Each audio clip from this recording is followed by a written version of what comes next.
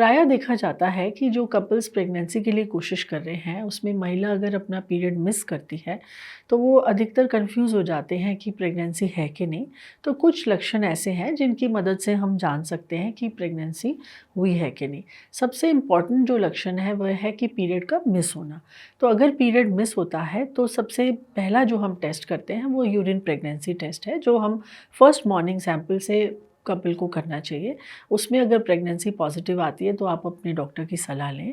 और अब मोस्टली ऐसा देखा जाता है कि अगर कपल इनफर्टिलिटी का ट्रीटमेंट ले रहा है या कोई अबॉर्शन की हिस्ट्री है और उसमें अगर आप डॉक्टर के पास अपना प्रेगनेंसी टेस्ट कराने जाते हैं, तो हम अधिकतर सीरम बीटा एचसीजी टेस्ट करते हैं, जो कि ब्लड से किया जाता है और उसमें प्रेगनेंसी को कंफर्म किया जा सकता है।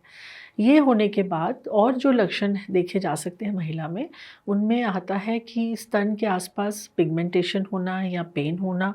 ये हार्मोन बढ़ने के कारण प्रेगनेंसी में ये आ सकती है प्रॉब्लम कि ब्रेस्ट में पेन हो सकता है, जो कि सिंपल एक एनाल्जेसिक से दूर हो सकता है। दूसरा जो लक्षण देखने में आता है वो है मॉर्निंग सिकनेस या कि नौजिया होना या वॉमिटिंग होना।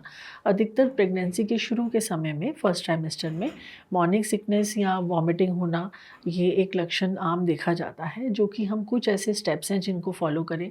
यानी कि मॉर्निंग सिकनेस अगर हो रही है तो आप सुबह के समय थोड़ा कुछ खा लें बेड में उठने से पहले, या फिर अगर वॉमिटिंग है तो दवाई की हेल्प भी ले सकते हैं। तीसरा सिम्टम है बार बार यूरिन आना। प्रेगनेंसी में हम देखते हैं कि गर्भाशय का साइज़ बढ़ता है और जैसे जैसे ये साइज़ बढ़ता है तो वह ब्लैडर के ऊपर अपना प्रेशर डालता है, जिसकी वजह से बार बार यूरिन आने की समस्या हो सकती है या ये लक्षण भी प्रेगनेंसी में देखने में आता है।